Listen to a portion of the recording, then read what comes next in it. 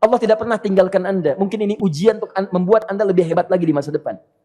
Kalau Anda tidak tahan bantingan yang sekarang, bagaimana Anda bisa mengatasi pelintir?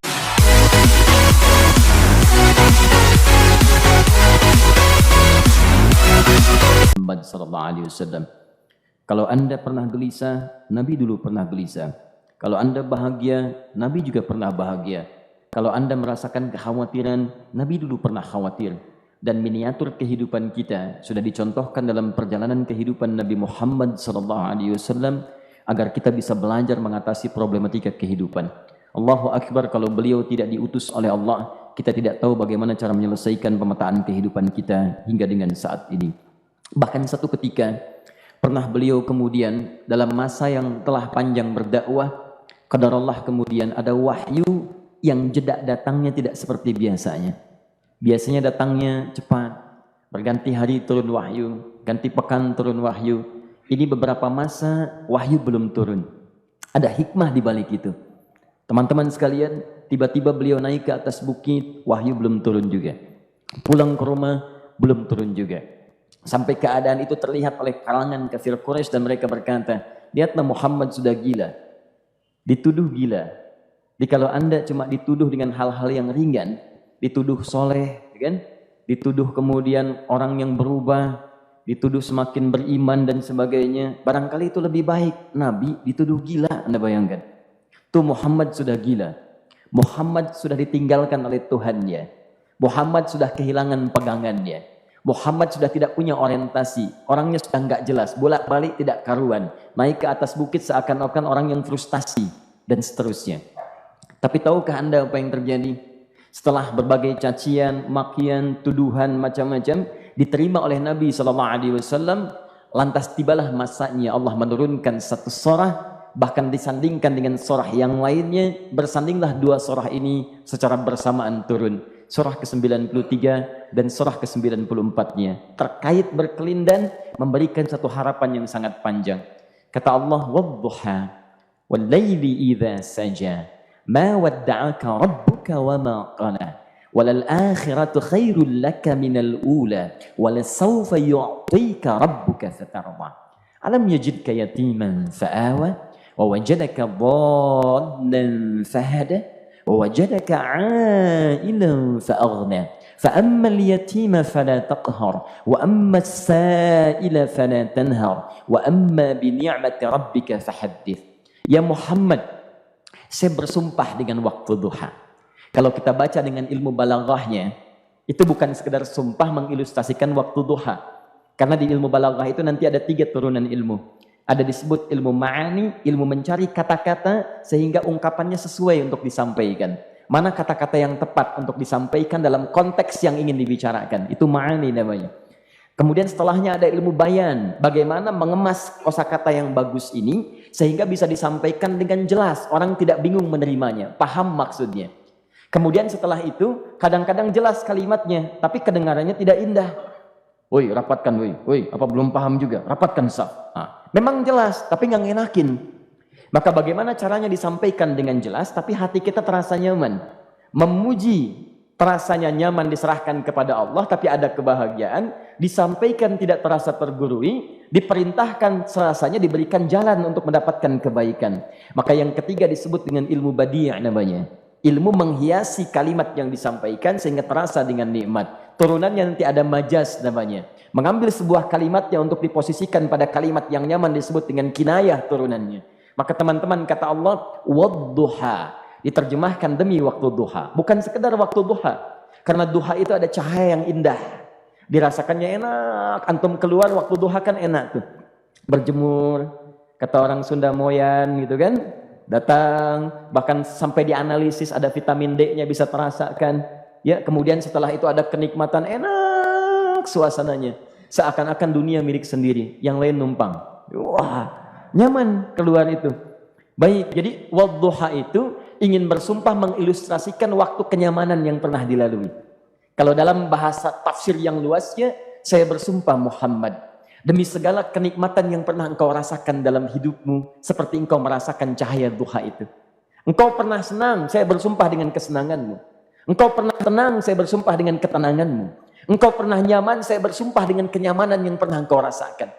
Wal laili idza saja. Dan aku pun bersumpah demi gelapnya malam. Demikian terjemahannya. Bukan sekedar gelapnya malam, saja itu sesuatu yang pekat. Ya, ini belakang kelihatan agak gelap nih. Untuk memberikan proyek, kesini aja Pak, saya cuma ngasih contoh ini. Contoh. Saya bukan mengeluh, bukan, ingin memberi contoh. Ya, contoh pada ilustrasi yang mau saya sampaikan. Nggak apa-apa, biarkan saja. Saya mau contoh kasih kata saja.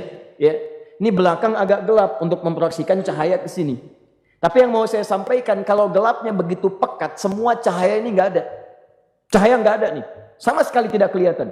Saya mau tanya pada Anda, beraktivitasnya mudah atau sulit? Mudah nggak menemukan sendal Anda di luar?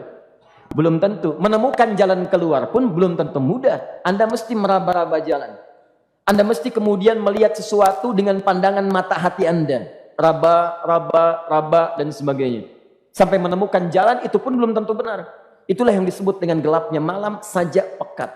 Kadang-kadang ada orang yang menghadapi satu kesulitan yang pekat. Suasananya siang. Cuman karena masalahnya begitu pekat seakan-akan membuat diri dia gelap. Jalan susah, limbung gitu. Kenapa gelap ya? Padahal terang. Karena masalah menggelimuti dirinya seakan-akan dia diselimuti masalah yang gelap. Bimbang dia. Makan gak enak, minum gak nyaman, dan seterusnya. Ya biasanya makan ayam tenang, ini dikasih yang lebih enak juga rasanya pahit. Gak enak zamannya. Maka kalau kita ilustrasikan dalam suasana tadi Muhammad, saya bersumpah, engkau pernah hidup nyaman, ataupun engkau mengalami masalah yang sangat pekat dalam kehidupan. Engkau alami sesuatu yang dahsyat sampai engkau bingung, bimbang, pekat, mereka menuduhmu dengan macam-macam. Ma wadda'aka rabbuka wa ma qala. Saya pastikan kepadamu, dalam keadaan nyamanmu seperti dulu ataupun engkau bimbang seperti sekarang, Tuhanmu tidak akan pernah meninggalkanmu ataupun menuduhmu gila. Orang-orang yang dekat dengan Allah Subhanahu wa taala, maka Allah akan menjaganya baik dalam keadaan yang tenang dan nyaman ataupun dalam kesulitan yang luar biasa. Walal akhiratu khairul laka minal ula. Nanti saya akan tunjukkan kepadamu. Jika kamu telah tabah dan sabar menerima cacian mereka, menerima tuduhan mereka, nggak apa-apa, ini kan muqaddimah. Masa kamu masih panjang. Kamu masih panjang dalam berdakwah. Kehidupan kamu masih panjang membawa tugas dan misi. Kalau kamu belum bersabar pada yang sekarang, bagaimana dengan yang di masa depan? Tapi saya pastikan kepadamu, jangankan yang seperti ini, masalah pekat yang paling hebat pun kamu akan hadapi, yang membuat kamu sedemikian sulit lebih daripada ini, yakinkan pada jiwamu, aku tidak akan pernah meninggalkanmu. Ini prinsip dalam kehidupan kita. Jika Anda menggantungkan hidup kepada Allah, Anda bersandar dengan baik kepada Allah, maka ayat ini akan mengatakan, teman-teman sekalian, Allah tidak akan pernah meninggalkan Anda dalam setiap kehidupan Anda. Nanti, sekarang perjuangan, kata Allah, walal akhiratu khairul laka minal ula. Nanti saat kamu tiba di akhirat, saya akan tunjukkan kepadamu ada yang lebih hebat yang tidak pernah engkau rasakan sebelumnya saat di bumi. Tidak akan ada lagi kesulitan yang kamu hadapi. Tidak akan ada lagi cacian yang kamu kemudian hadapi. Tidak ada lagi kemudian tuduhan yang kemudian kamu rasakan. Aku akan berikan apapun yang kamu inginkan sampai kamu puas. Wala sawfa yu'tika rabbuka fatardah. Nanti kamu pengen apapun, aku berikan. Kalau saufa masih ada jeda, ya.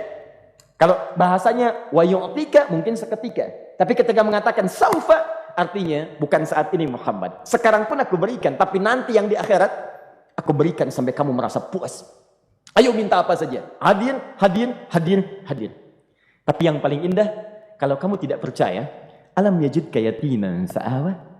Cobalah ingat, kalau sekarang sedang susah, coba ingat dulu. Bukankah saat kamu yatim, aku yang merawat sampai kamu tidak merasakan kegelisahan itu? Lahir bapak tidak ada, aku cukupkan dengan kakek.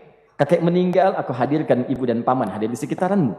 Ibu meninggal, ada kakek. Kakek meninggal, ada paman. Dan Khadijah hadir di sekitaranmu. Bukankah aku rawat pada saat itu? Wajadaka dhallan fahada. Kamu sedang bingung, sedang susah. Bukankah sering aku berikan petunjuk kepadamu? Wajadaka ailan fa'aghna. Kamu merasakan kesulitan, lahir dalam keadaan yatim, tidak ada pendukung, maka aku jadikan kaya. Bukankah saat kamu menikah dengan Khadijah, aku tambahkan lagi pendukung untuk misi dakwahmu? Ini pesan dalam Al-Quran. Kalau Anda sedang merasa susah, kalau ingin menenangkan diri, ingat-ingat yang baik-baik yang dulu. Kalau Anda sedang jatuh dalam bisnis, ingat-ingat saat Anda meningkat dalam bisnis Anda. Allah tidak pernah tinggalkan Anda. Mungkin ini ujian untuk membuat Anda lebih hebat lagi di masa depan. Kalau Anda tidak tahan bantingan yang sekarang, bagaimana Anda bisa mengatasi pelintiran yang akan datang? Karena dalam kehidupan bukan cuma dibanting. Anda mungkin mengalami penyingkiran, penyungkuran, lipatan, guntingan, bantingan, macam-macam. Jikalau satu gaya belum bisa Anda atasi, bagaimana Anda bisa berharap mendapatkan turunan yang lainnya? Selalu ingat bahwa jika hidup Anda ingin tampil gaya, Anda harus merasakan tekanan dalam kehidupan. Karena F selalu berbanding lurus dengan P, hukum Pascalnya. Gaya berbanding lurus dengan tekanan. Orang yang ingin tampil gaya dalam kehidupan, maka dia mesti siap menghadapi tantangan-tantangan hidup yang diatasi. Turun ayat. Sampai ujungnya. Jikalau kamu sudah begini lagi, jangan pernah kamu membentak orang lain. Jangan pernah merendahkan orang lain. Karena Allah pun menjaga setiap hamba sepanjang ia mendekat kepadamu. Setelah itulah turun kemudian surah Al-Insyirah. Alam nashrah lakas sadrak. Antum kenal Nabi Musa? Baik. Tapi agak lumayan lah. Tadi saya di Soreang kenal Fir'aun. Di sini Musa. Baik, alhamdulillah. Perhatikan ya, dahsyatnya pemberian Allah kepada Nabi Muhammad SAW. Nabi Musa alaihi salam, dan sering kali kita bacakan untuk memohon kepada Allah. Rabbi syrahli sadri. Perhatikan baik-baik. Ini keunggulan Nabi Muhammad SAW dibanding Nabi Musa alaihissalam. Dua-duanya Nabi, Rasul, tapi masing-masing punya keistimewaan. Musa, Nabi, berdakwah, memohon kepada Allah kelapangan hati. Rabbi syrahli sadri. Ya Allah, tolong lapangkan hatiku nih. Kenapa mesti lapang? Karena pasti Musa merasakan nih. Saya tahu betul karakter Fir'aun. Belum apa-apa sudah memaki. Kalau orang yang hatinya tidak lapang, tidak akan tahan dengan makian, keluarlah kemudian balasan yang tidak digambarkan sebelumnya. Firaun itu kasar. Kasarnya bukan sekedar kasar, bahkan saking kasarnya bisa berujung pada eksekusi kematian. Saya contohkan tadi di sore yang ini, saya nggak suka dengan rambutnya nih, kata Firaun. Bukan nyuruh nyukur mas, tolong pisahkan kepala dari badannya. Gitu gayanya tuh, Firaun. Ya. Bukan nggak ngenakin, susah dengan Firaun itu. Jadi kalau belum apa-apa datang Musa ke situ, hatinya tidak seluas samudra, hatinya tidak lapang, cuman seluas gelas, tidak akan sabar menerima cacian Firaun. Begitu datang dicaci, dasar anak gak tahu diri, gak tahu malu, sudah saya rawat begini. Ya Allah, saya bosan dengarnya, matiin aja sekarang. Musa Nabi berdoa dikabulkan. Cuman kalau Firaun kemudian ajalnya misal wafat pada saat itu, tidak akan jadi contoh kepada kita untuk kekinian. Bagaimana orang yang bebal untuk bertobat kepada Allah Subhanahu wa ta'ala. Bagaimana penyimpangan dalam kedudukan. Bagaimana dia kemudian akrab dengan pengusaha yang gelap. Di pengusaha gelap berpartner dengan penguasa zalim. Sudah ada dari dulu.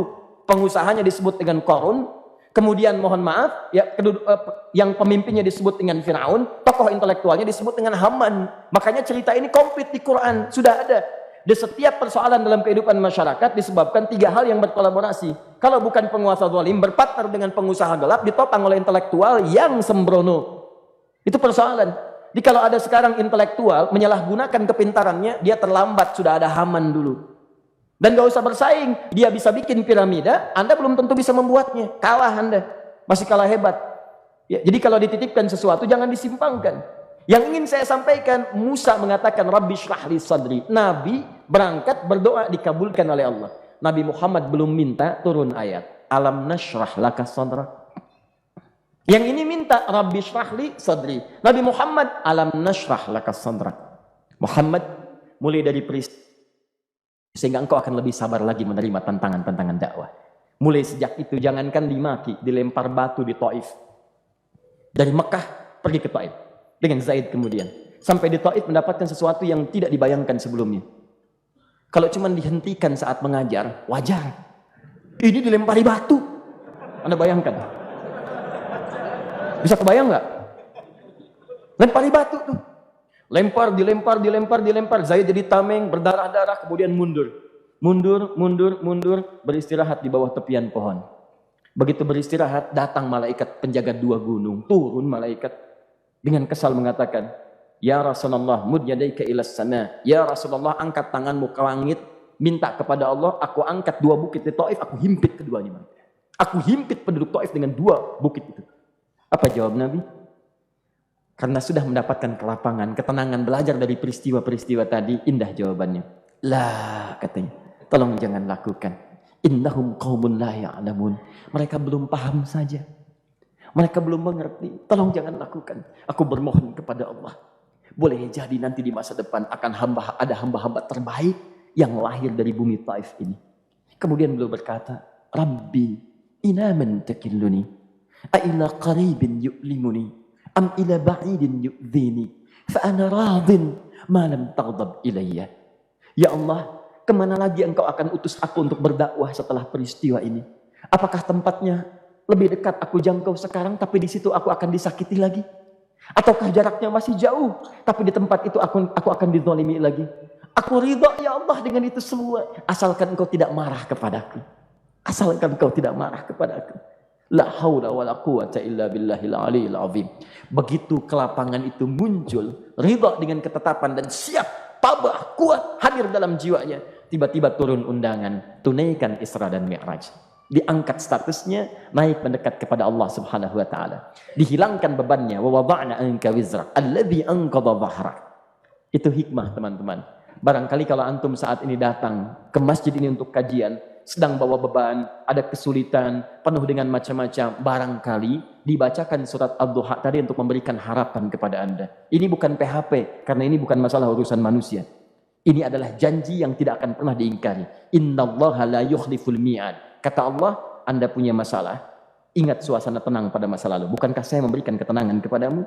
Mendekat kepada saya, Anda bersabar, yakinkan bahwa ujian yang saya berikan saat ini sesungguhnya untuk membuat kamu lebih hebat di masa depan.